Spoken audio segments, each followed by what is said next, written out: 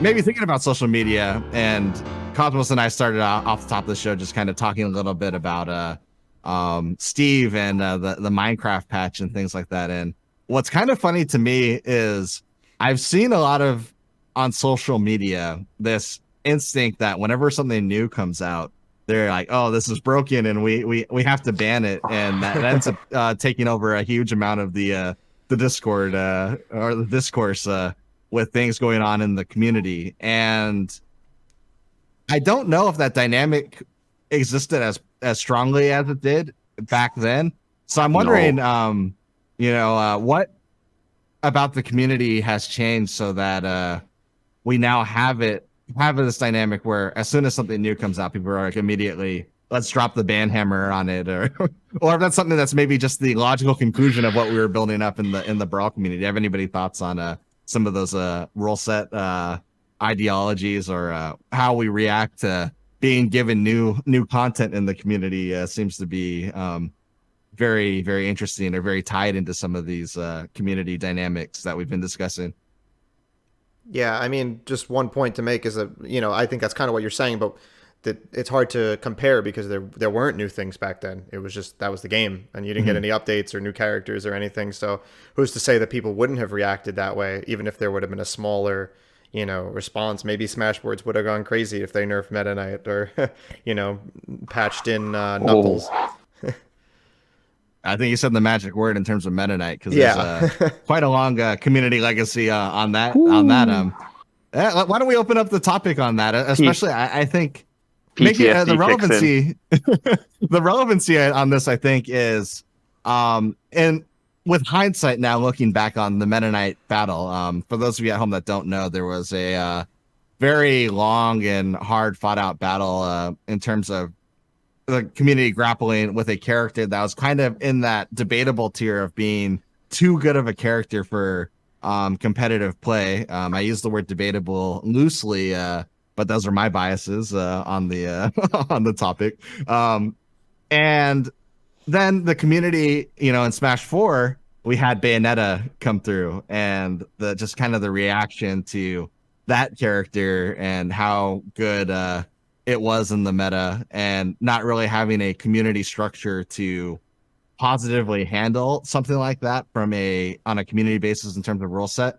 Um, so what kind of lessons can we learn from the Meta Knight discussion, and maybe how that evolved into the Bayonetta Smash 4 discussion, and maybe if there are any lessons or insights that we can use to apply to some of the discourse around new things being dropped, whether it's Steve being possibly broken, and I said that on day 0.5 of the patch Yeah. coming out. Um, well, like to lead off, I think Cosmos kind of touched it. Brawl, Brawl was a final product, a finished product. So at no point were we going to get any sort of patches, anything like that. You got what you worked with, and you had to figure out ways around it. I want to say that with like the introduction of patches in Smash 4, Mhm.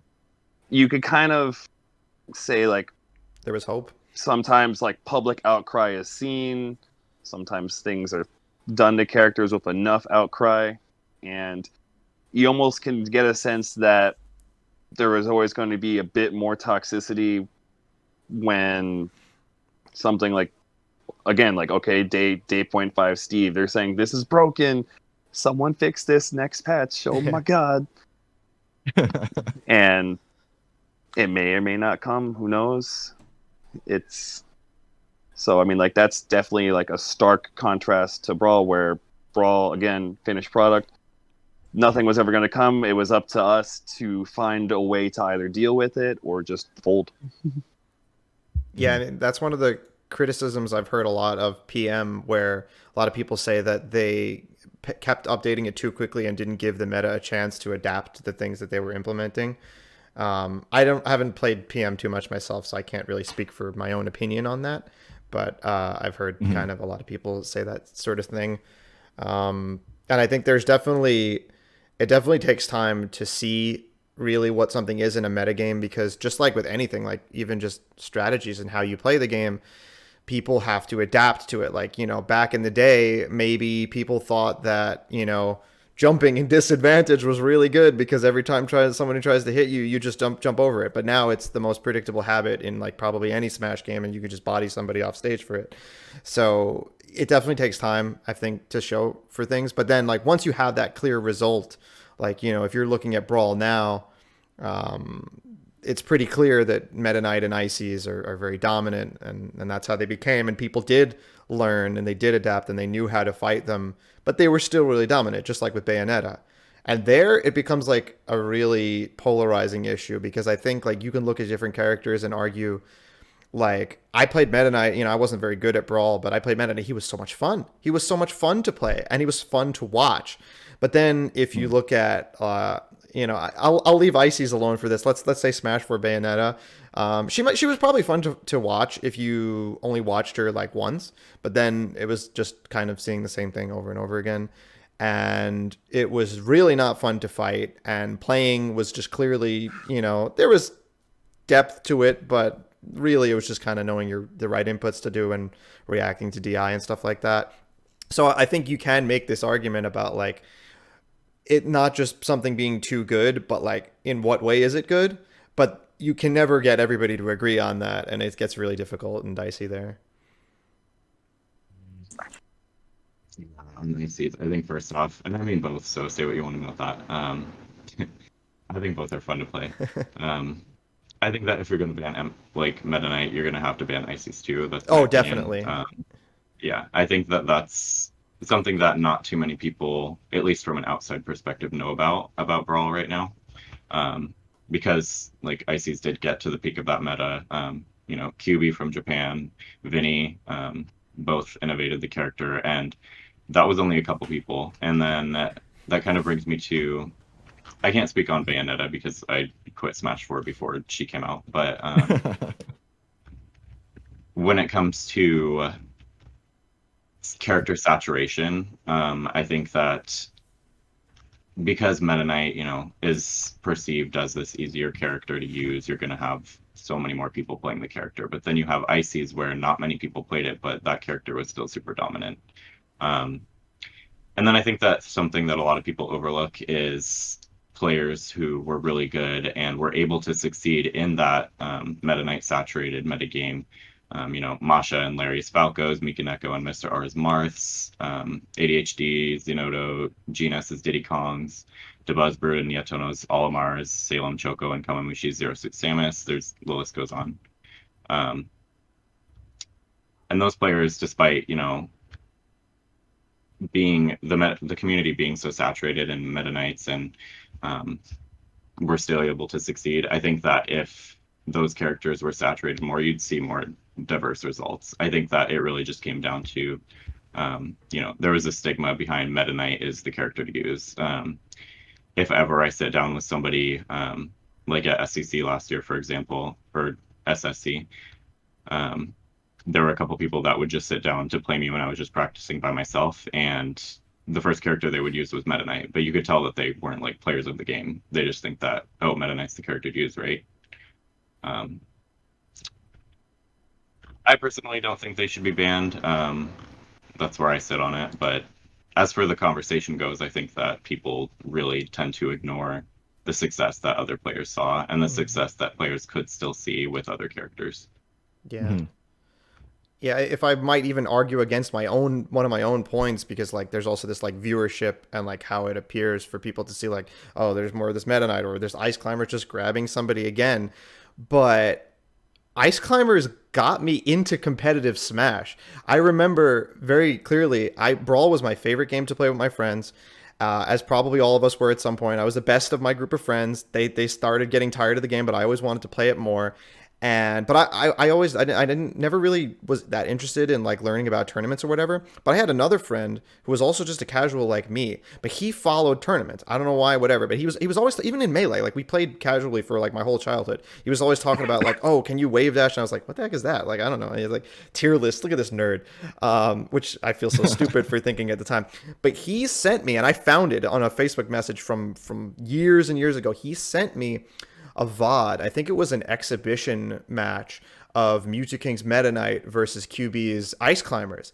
And here I was playing, Brawl casually all the time. My favorite game to play. I didn't play Ice Climbers at all. I hardly grabbed at all as a casual player anyway.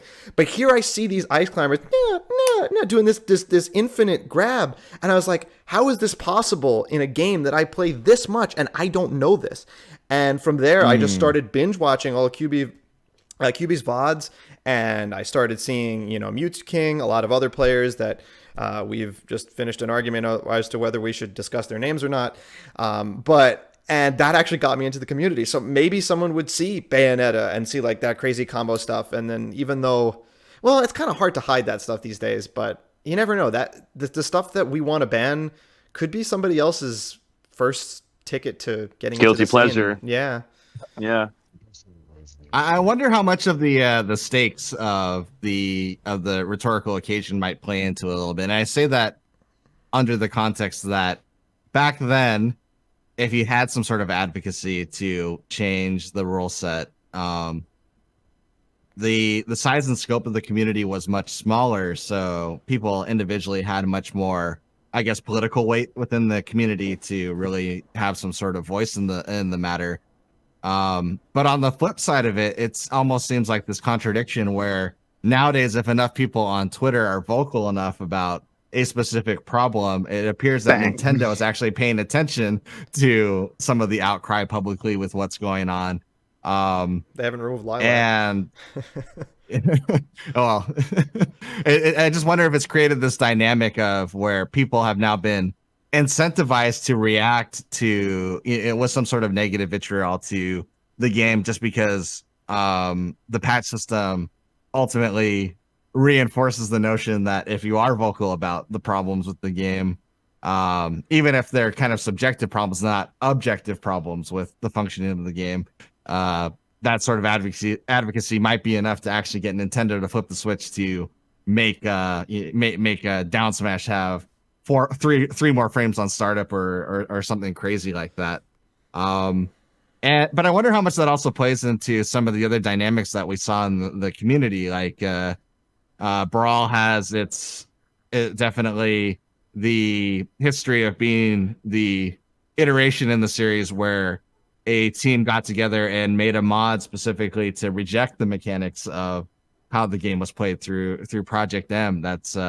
And I wonder how much that is kind of that sort of political reaction to people wanting to have a rule set change where what they wanted to see in the game was ultimately not met. And I wonder if we're always doomed to kind of have this push and pull as a community, that there is no right answer for any of this, since we all have our subjective beliefs on what we think is good for the game. There's always going to be this push and pull that we can't ever really, have a discourse that is not increasingly toxic based off things that we see on a reactionary level towards changing the game. I don't know. It's something that I've kind of struggled with, but and this one's also maybe player one has some insight onto it too, because he was actually part of if you look at the history of Smash, the Meta Knight ban that people talk about was put together by a committee BDRRC. The Unity Rule Set Committee. It's a group of tournament organizers. Player one and myself included were part of that group that went through the trying to ban Meta Knight for the community, because we felt like it would make a better game experience. So player one, did you have any thoughts on the Meta Knight discourse and the impact on the community, or how that ultimately played out over the course of in retrospect, with hindsight, how that played out, or what might have been done differently or more constructively for the community? Well, so in hindsight, like if Brawl was the premier game today, and like we had like the same player base, the amount of players, and I think there's no way Meta Knight would stay legal at this time. I mean, like they were ready to ban Bayonetta just because there's like 2 or 3, I forget how. Bayonetta's an Evo when Zach and Lima had that standstill, and like people were already kind of fed up with the character like that, and that was the breaking point. Yeah, that wasn't even close to the level of domination we had for Meta Knight. Although I could see like why it wouldn't be as interactive. Like I might like liken the Bayonetta Smash 4 ban maybe more towards the Ice Climber and Brawl Yeah. potential ban, because there's talks about banning Meta Knight and Ice Climbers, as 686 mentioned earlier, because they're not the most fun characters to probably watch. Maybe they're not so broken for their game, it's just not good for viewership. I think Ice Climbers are also pretty broken. Yeah. But I mean, there's also some argument there too, because it's like, well, if we ban Meta Knight, maybe we would have seen other Ice Climber counters come into play. Like Rob would have been more popular character probably, and people had said that Rob had done well against Ice Climbers, but we Ike never did really well saw that against him matchup. too. Yeah, or Ike. Yeah, I remember Rio's Ike beating a cat at Apex 2013, I think. If I'm not mistaken, I think that was the same event. Yeah, One of those events. Brawl Peach had a decent matchup against Ice Climbers, I think. Well, I mean, all this is kind of like I think, because we never really got to see the matchup at top level that much, because Meta Knight was that much of a dominating factor.